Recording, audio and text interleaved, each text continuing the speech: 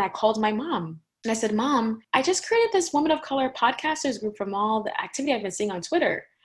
I think I'm kind of sitting on a gold mine. And I started to cry because I knew inside of my body, inside of my mind and soul, that this was going to be a game changer.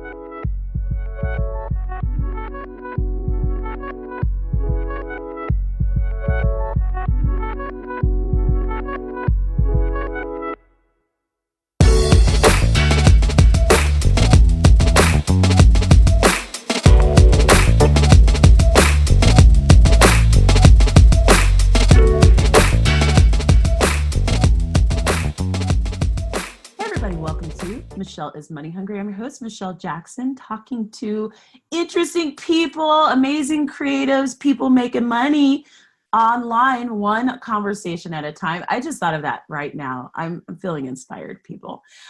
This episode is sponsored by the Money on the Mountain Retreat, a financial retreat for financially single women, as well as a smutty romance from Autumn Stone. So pick up your smutty romance as well. Heads up, the Make Money with eBooks course is on sale for a limited time, so definitely check out the show notes. You can go to michelleismoneyhungry.com/Danielle for the show notes. So today's amazing, interesting, awesome person that I'm speaking to, I mumbled there, has so many cool things going on. This is part of my brand building series.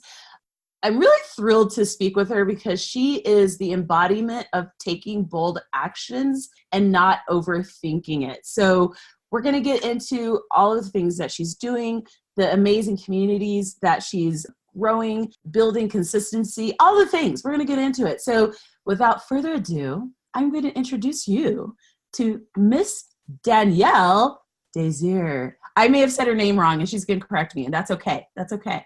No, you said it correctly. That was great. And the crowd goes wild. Oh yeah. That wasn't supposed to sound scary. It was like the crowd going wild, but don't judge me, listeners. So Danielle, thank you so much for being here. I want to first thank you for being a speaker at Money on the Mountain.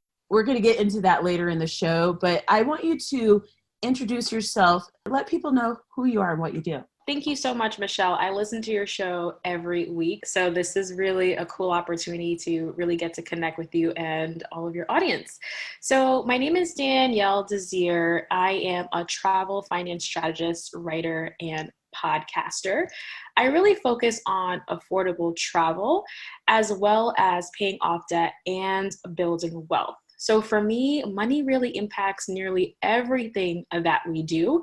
So there's so many things that we have on our list of what we want to accomplish in our life, and it's finding creative ways to make it happen. So I blog over on thoughtcard.com, and I also have a podcast called The Thought Card. But you have more than one project. I actually want to get into you know what? I want to ask this question. How did you even begin blogging about finance and travel? Like, how did that become a thing for you? Because I've met travel bloggers and I love them, bless their hearts. I love them, but they're not talking finance in the way that you do. In fact, it's usually never talked about. It's just, let's go on these amazing trips. Let's travel hack. Let's trade services so that we can do this. Let's barter. But you're like, let's talk money and then we can travel. So I want to get into a little bit of your backstory so that people understand why you even talk about this. Sure. So I would say that growing up, my family was very centered around talking about money. So I grew up in a family where we talked about money at the dinner table. I learned how to start saving at an early age. My mom opened my first retirement when I was 15. What? So, I know. That's amazing. Yeah. So, I was back in the day, we had, I think it was Wachovia, and Wachovia used to have really good CD rates. So I would save money and put my money in CDs. So pretty much I really grew up in a financial financially savvy household. And that really inspired me to, when I was going to college, to get my degree in finance, which you honestly don't even need if you're into personal finance, but that's another conversation. We're not going to go there, okay? Exactly. No shade there. Yeah. But yeah, so I always had this interest for money, and it really helped having that foundation for my family where money was something that we talked about, we saved, and even invested. Now, in terms of travel, when I was younger, I would travel to Haiti every summer during my summer breaks. And it was great because there I learned to speak the local language. I learned about Haitian culture and food. But after a while, you know, when you're a teenager and you're in high school, travel kind of became uncool for me at that time because none of my friends were doing it. And then I got to college and travel became cool again. But unfortunately, Danielle did not have any funds to make it happen. Oh. And yeah, and I went to school during the height of the recession. Oh. So, and I mean, there were plenty of opportunities like studying abroad opportunities, but it was really making a decision. Do I want to study abroad in Paris and France? Or does my mom need this money to pay the light bill? Like that was really that was the kind of decisions that we had to make at that time when I was in college. So travel wasn't really on the horizon for me. But I did decide, and I told myself that, you know what, when I do get a full-time job and I'm able to save some money, I'm going to make travel a financial priority in my life because I know what it's like to want to do something, but not have the funds to do it. So when I first started my blog, it was really a lifestyle blog. But then I went to my first trip to Paris and France and other places in Europe with my family. And I said, you know what, let me just start a random travel blog. But while doing the travel blog, I had a lot of student loan debt. I had $63,000 student loan debt at the time. And I kind of started chronicling, like just really trying to pay that off and travel. And that's really how I infused it together. So while I was traveling, paying off my debt, writing about it, and I was able to pay off my debt in 4 years, which was super exciting. Congratulations. Very proud of you on that. It's a very hard journey to pay off debt, as you know. That's something that I'm doing as well. I also had to help my mom. And I feel like people don't know that part of your story. You don't have to get into that. I would love for you to share what it was like to be a young adult helping with family finances, because I think that's important, especially as a woman of color. I'm assuming you went to Haiti because that was where family was. Am I right in thinking that?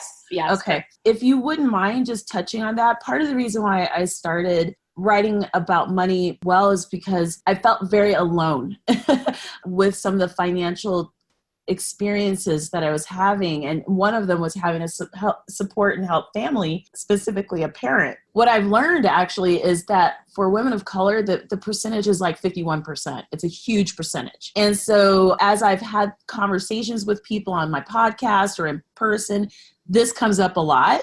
So I would love for you to very briefly just talk about what that was like, especially during that time, because it was so scary. Right. So, I mean, I grew up in a single family household with a single mom. So my mom has done everything and anything she had to do to make sure that I had a really good education, that I was just doing the best. And honestly, like I thank her so much for who the person I am today. When we were in college, I was very intentional. Like I already knew, I don't know how I knew this, but I said to myself, I don't want to get into student loan debt. And I worked my tail off to get scholarships. I was one of the New York Lottery scholarship recipients. What was that? Yeah, it was like the scholarship, like New York Lottery. They were just giving out scholarships and I applied and I got it. Oh. Right. I mean, I don't know how. I was just focused. I applied to nearly everything I could get my hands to. And I got a really nice sum of cash to go to college. And the first 2 years, my mom really didn't have to contribute much. Right. But then things started to slow down. The economy started to slow down. My financial aid package dwindled. And she had to spend a lot of money out of pocket. Meanwhile, I'm supplementing what she's spending by actually having small jobs in college. So I was a tour guide for my college. I was working as a science assistant teacher. So I was always working in college. Right. And that really helped me to be independent so that I could at least have some pizza money or do something. Right. do something on the weekends. But again, it wasn't enough for me to really go off and travel and do the things that I want to do. And I remember having a conversation with my mom because one of the places I really wanted to go to was Paris. So since my family's from Haiti, we have a lot of French influence, and just Paris was just like, it was number one. And there was a study abroad program opportunity, and it cost thousands of dollars, and it wasn't covered by my financial aid package. And I said to my mom, I really would love to go to Paris for the summer. And she said, you know what, Danielle, like, I don't really have the funds to make this happen, but if you want, I will do what I can. And at the time, I had to sit down and really say to myself, and also during the height of recession, like, we were losing our house at the time. So it was a financial mess, but at least she had her job. So that was like the one thing, the saving grace. Yeah. But I had to decide, do I want to go to Paris and spend 6 weeks in Paris for $10,000? Woo! Or, I know, right? Out of pocket. Or do I just want to, allow myself to just miss this opportunity, which is okay, but at least my mom could work on other bills and other things that she has to work on to make sure that we have the lights on. And it was really hard for me to walk away from Paris. Right. But I think it's the best decision that I've made, because now I get to go to Paris anytime I want without having to, bat an eye. So that really has shaped me. And I'm always looking at that lens as to, like, a lot of things that you're doing in life, especially when it comes to finances, you have to make a decision. Am I going to do X or am I going to do Y? And there will be a trade-off. There will be sacrifices to be made, but you have to feel confident in your decision at that time. And for me, that was a decision that I'm so happy I made.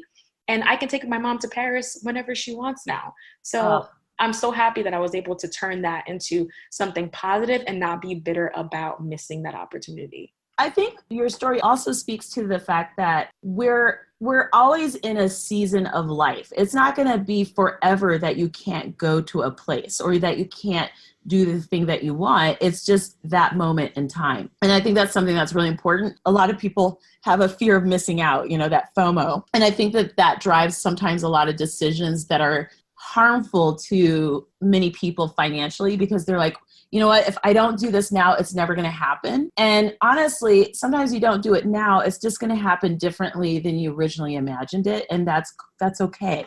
And so now you've got everything cleaned up, everything's good, and you can do what you like. Like, you don't even have to think about it twice. Right. It's a very powerful place to be. And I think that's exactly the fear of missing out. Having that fear is really what leads into getting into debt. Because imagine if I would have said yes to Paris, I would have had way more student loan debt than I had before, and I maybe would have not made the decisions to be where I am now. So I always say it's okay to walk away from something that you really, really want and be intentional. Like, because I knew I couldn't go to Paris in college, I knew the first trip I'm ever going to go on, as soon as I make enough bank, will be to Paris. And a couple years later, I was in Paris, my first solo trip, and it was amazing. So you have to be a little bit patient, a little bit strategic. You can do it. You can do it. By the way, $10,000 for six weeks is insane. Ironically, Paris was it was my second trip abroad on my own. And what I did was exactly what you're describing. So I ended up finding a language program that was held at the Sorbonne, and it was the first year that they held that program. So it was like spackled together, super cheap. This is why people should always jump on stuff the first year that you see it. So I went to FinCon the second year. It was only $100, right? So anyway, and FinCon is a financial conference that all the finance nerds like to attend, listeners. But I ended up finding this random program. I go to Paris for 6 months. I am able to finance it through creative means. I use cash. I literally, for 6 months, spent only $4,000 for everything. I'm talking travel, housing, food, fun, everything. $4,000 for 6 months. That's amazing. People spend $4,000 for 2 weeks. Okay? I know. It will never happen again. I'm just going to say that. But if you find something that's it's in its inaugural year, especially, jump on it, because a lot of times they're really trying to make a program like that happen. And so it's going to be a lot cheaper. They're going to be a lot more creative about what they're going to do for the attendees of said program. So first year, jump on it. So anyway, we're gonna kind of transition. Thank you very much, by the way, for sharing that story, because I didn't know that was kind of one of those crossroads that you experienced. And I think that's something for a lot of people to consider is you're in a moment, that moment's not forever, even when it feels like it. And that good things are coming and you just have to work towards it. So I want to talk more about creating this brand that you now have. You have several different things that you're working on. And I think what I'd like to talk about is just how you are creating opportunities without like thinking too hard about it. One of the reasons why I started this series was to get entrepreneurs, get creativepreneurs in particular, to stop outthinking action. So I want you to talk about creating the Woke podcast group, the Women of Color podcast group, which is on Facebook, and how you started that community, what kind of was the impetus, and what your goal is for that. I know it's a very powerful space. Let's get into it. Sure. So I feel for me, like as I build my brand, I'm really following the passion. And I just realized that I stumble into a lot of different things. And for example, because I had a blog and I loved blogging and I loved listening to podcasts, I said to myself, you know what, Danielle, you can have a podcast. You can do it. Right. Oh. And I pretty much stood in that, like, you can do it mode for 2 years and didn't do anything. What kept you from doing anything? Like what was the delay? The delay was that I wanted a co-host. I felt like I couldn't do it alone. What and the hell? I know, but I felt like I needed someone to be with me to help me do it. Mm. And just the analysis paralysis. And I would listen to like podcasts that I love, like the Money Nerd podcast by Whitney Hansen. I loved her show. And I would just be like, I feel like I can do this, I think, but I just wanted a co-host because I was just scared. I was just literally scared. But what happened was that Spotify had a Sound Up Bootcamp. It was a week-long opportunity where they would fly you into New York City, train you up. All you needed to do is be 1, a woman of color, and 2, an aspiring podcaster with an idea. Mm. And honestly, I thought that this opportunity had my name on it. It was like a come to Jesus moment. It was like, Danielle, this is for you. The lights were beaming down on me. I felt really good about it. So I put my application in and I waited. On May 1st, the day that we're supposed to be, hearing about who won this opportunity, which was 10 attendees, we didn't hear anything from Spotify at all. And we're on Twitter. We created a hashtag. We're trying to connect with each other. We're like adding Spotify to be like, what's going on? We want to win this money and be in this program. And I noticed that there were so many women of color on Twitter talking about this opportunity. I said to myself, let me just create a Twitter list. But then I realized with the Twitter list, it was hard for me to stay organized and to like really connect with people. So I said, let me create a Facebook group. I created a Facebook group in a rush, in a panic, slapped together a cover page, and I called my mom. And I said, Mom, I just created this Women of Color podcasters group from all the activity I've been seeing on Twitter. I think I'm kind of sitting on a gold mine. And I started to cry. Because I knew inside of my body, inside of my mind and soul, that this was going to be a game changer. I didn't know how, but I just knew that, oh my God, I'm a new podcaster creating this thing that I have no business creating, but let's just go with it. My mom gave me some encouragement. I opened the doors up, and now we're like a year in, we have over 1,600 women of color podcasters in that community from over 37 countries. And it's just me kind of going off a whim, me wanting to do a podcast one day and finding an opportunity. And now here we are, like a year later. So it's just amazing if you just follow your passion. I think you're understating it a little bit. It's Am not I? just, I'm like, don't give me that bullshit answer, like follow your passion crap. Like people hate that. I want you to talk about the fear of starting that group. Did you have imposter syndrome? Did you think that, who am I? I haven't even started a podcast. Like, what am I thinking? Like, did you even imagine, because I belong to this group, so please do join. It's an amazing group. You do incredible things. You facilitate a lot of content. It's just a wonderful community, growing podcasters who happen to be women of color. And by women of color, that would be you're African American, you're Latina, you're African, you're Chinese, whatever. So let's not understate what a big choice and action this was. Because I'm going to start calling people out on that. I hate it. I really do, because I'm like, you know what? If everyone followed their passion, everyone would do, you know what I mean? Like there's a place in between the fear of doing and then the action. I want you to touch on that space right there. Right. Okay. So it wasn't imposter syndrome, because a lot of the women that I was connecting with at the time were newbie podcasters, because this application was for newbie podcasters. Right. So I already knew that the people who were joining this community were new podcasters. Mm-hmm. Now, for me, it was really organizing the community and understanding, what does a new podcaster need to do? Like, I didn't even do any research at all for it. So it was just me trying to more so figure it out and take action steps. And because I was new to podcasting, as I was learning, I was also sharing what I was learning. So I had a community there to help me start my show when that was the case. But it wasn't imposter syndrome. And when I say using your passion, if I didn't follow the train of thought there and take action. You really have to take action. When you're following your passion, it's good to follow your passion, but you have to take action.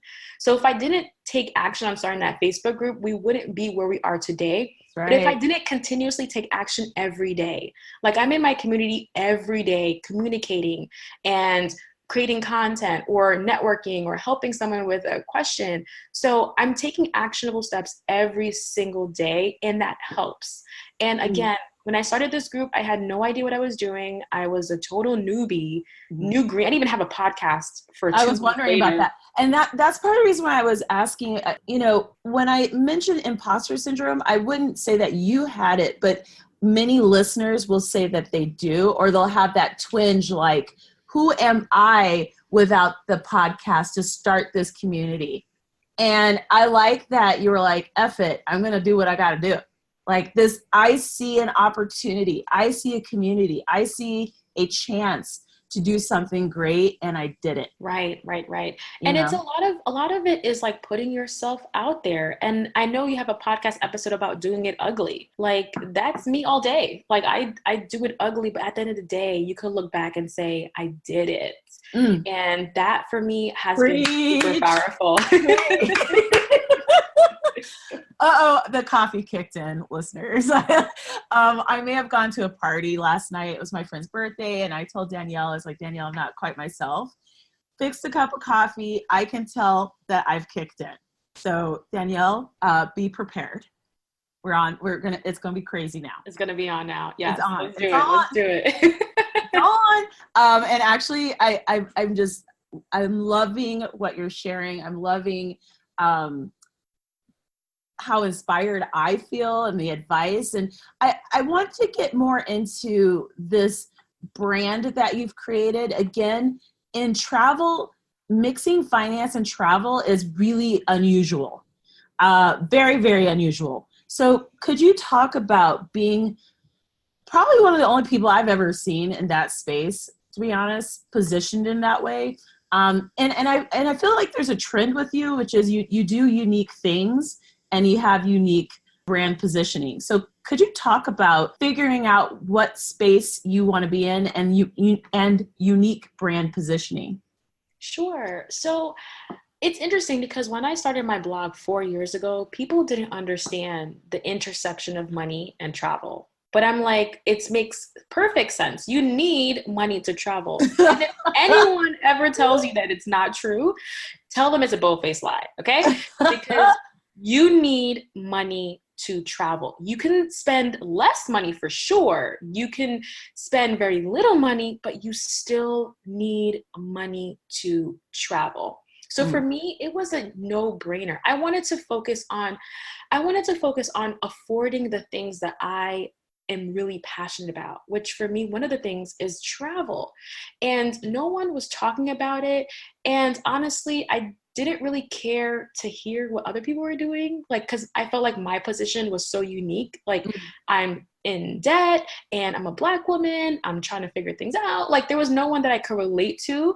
So I just kind of stayed insular and said, okay, Danielle, what are you going to do to get through your goals as well as, you know, do the things that make you really happy, which is travel. So I just really started to figure out what my strategy was. And after going on every trip, I would come back and share the details and just continuously build upon my experiences. So I feel like for me, if I didn't live through this, like live through my content, my blog wouldn't exist. But because it's a reflection of my strategies, my life, and what I do, I'm able to really like not only share, like it's not an idea. This is what I've done and this is what has helped me. And for me, what inspires me to continue going is that I want my readers and my listeners to do it better than me. Like I did this by kind of piecing things together. Now you go do it better, faster, stronger, less debt, you know, more wealth. Go do it better than me. And for me, that helps me to just continuously continue producing content and just building on this specific niche that I've fallen into. I would love for you to touch on, because you're creating a lot of content, you're engaging a lot of places. Like most people, you probably started, it wasn't monetized, things like that. Are you working in finance and doing this, or has it flipped? Like, talk about how you have grown this platform. I'm pretty sure that you've been able to attract money in different ways. Talk about positioning yourself in that way and learning to attract money if you are monetizing your projects, which I feel like you are because you're in finance. Yes, for sure. So I would say for me, the direct correlation between my passion project and monetization was investing in myself. When I say investing in myself, I went to a blogger conference. It's called Blog House, and it was application only. And I applied, and it was a lot of money. It was like $600. And for me, I wasn't even making any money on this little passion project, but here I was investing $600 in it. And it took me a little while to get over that hump of like investing in myself.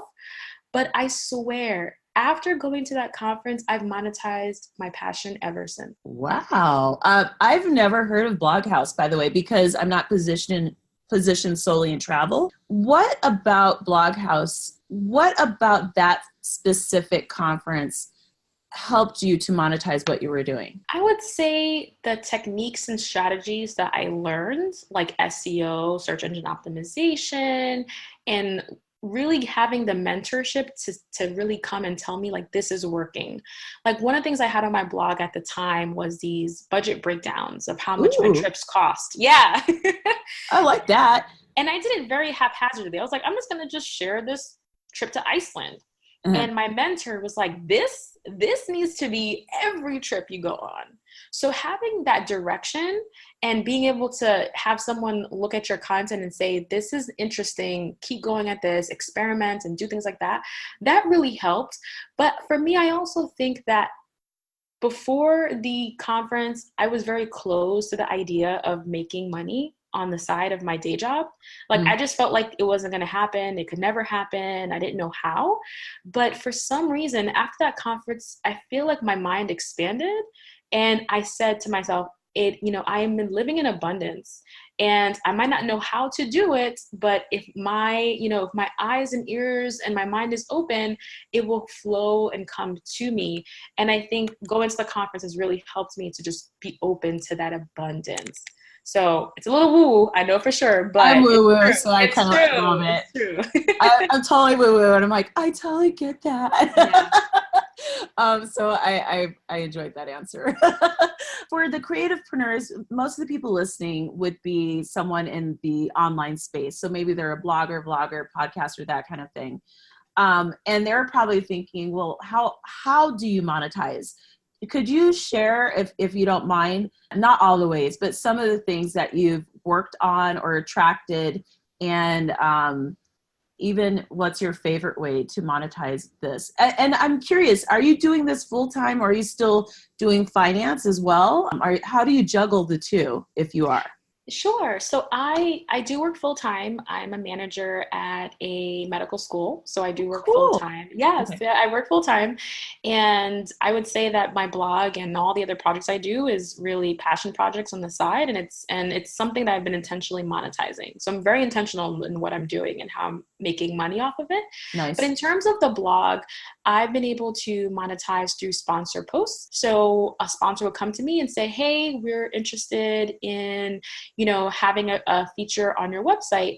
And because I'm very niche and very specific, I am very adamant about creating the content that will resonate with my financially savvy traveler audience. Mm. So as long as the brand aligns, I'm able to come up with some creative ideas, and it's great for them because it's not only exposure and just brand awareness, but for me, I get to monetize it that way as well.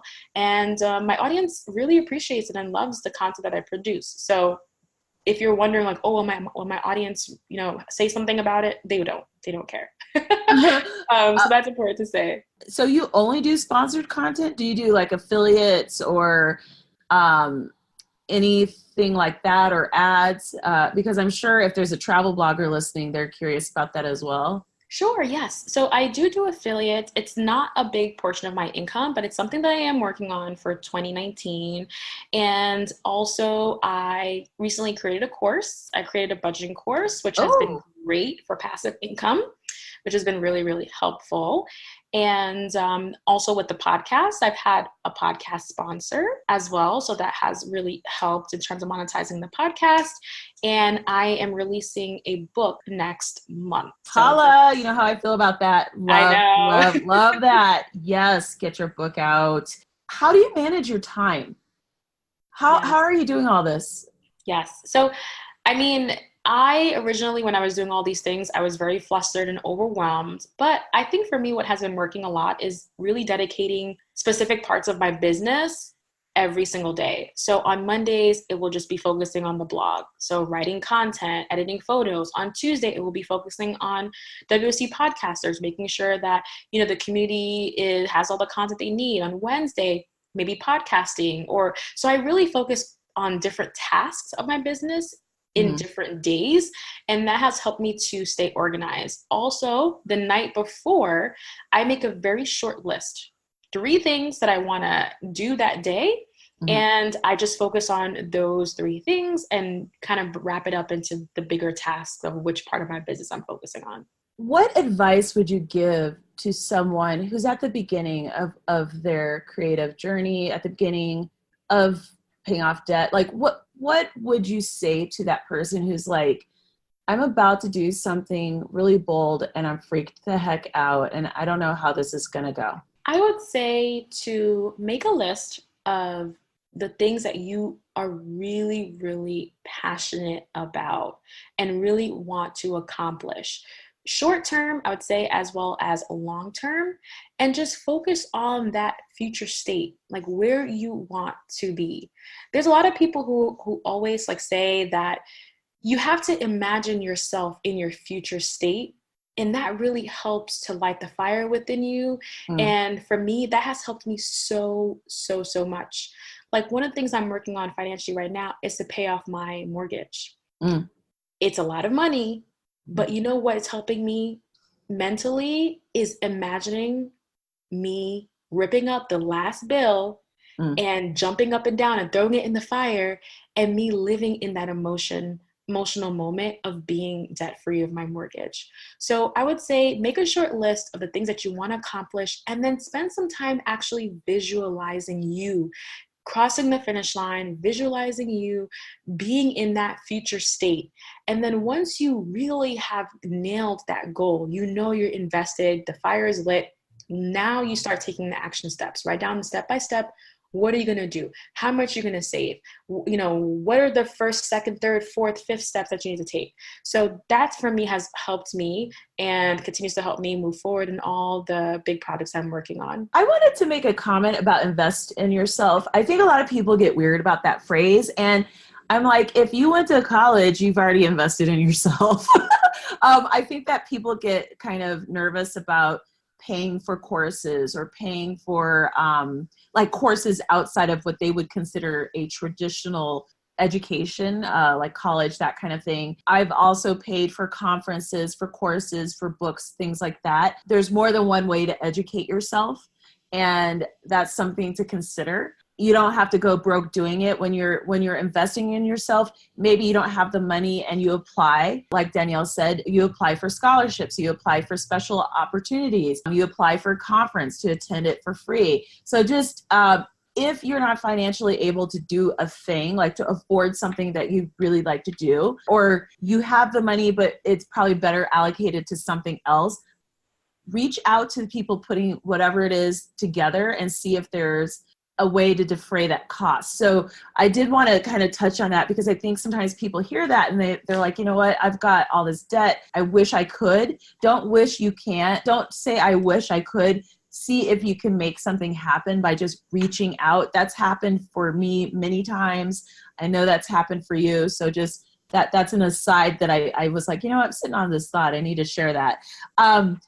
Before we wrap up, you are going to be one of the speakers at the Money on the Mountain retreat. I am so thankful for you, taking your time to do that, to be a part of this event. Could you talk about why it resonated with you, and also the bold action that you took, so that I knew that you wanted to be a speaker? I know. I'm so bold. No, I people need to learn, because a closed mouth doesn't get fed. I was going to say that before. Yeah, for sure. Yes. It's very, very true. Yeah. So I'm a listener of your podcast, and it immediately resonated with me because I am a single woman and my money is not tied in with a significant other or a spouse. So it's really like I'm leading my ship to success. Okay. So for me, that resonated with me so much. And like you had said, when you go to different conferences, like not a lot of conferences devote the time to focus on issues, as well as the single women issues. A lot of times you hear about people's success story, but you don't hear that they have a spouse that's helping them. You know what I mean? So exactly. So I just really wanted to be in that space, to be there and to talk and to just really communicate and to share the things that I've learned, as well as to learn from other women. I thought that was a really powerful opportunity. And, I was listening to your podcast and I was like, I'm going to attend. And I said to myself, you know what, let me just reach out to Michelle and send her a pitch idea of what I focus on, which is affording travel, paying off debt, and building wealth, and to see if this would be a good fit. Because again, like as a single woman, and even if you're just a woman in general, like a lot of us want to travel, but how do you afford to travel, as well as maintain all of your other responsibilities that you have? Exactly. And hit all your other goals. And I feel like I've been able to do that consistently. So I feel like that's the value that I'm bringing to the conference. And I'm just super excited for the opportunity to connect with everyone and to share my thoughts on that.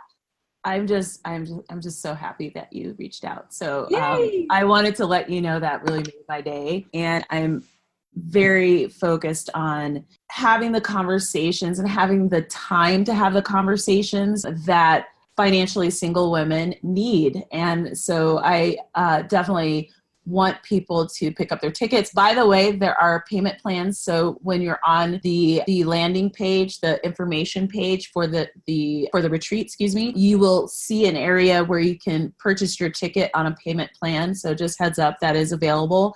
The early bird tickets end in July. So please do pick those up, because the price will go up, and I do want you guys to get the tickets early if at all possible. So again, there is a payment plan that you can click on. So it's not like you have to arrange it with me. You just click on it and then you get billed for 3 months, a smaller amount. So just so you know, or you can pay in full and you get a little discount for that.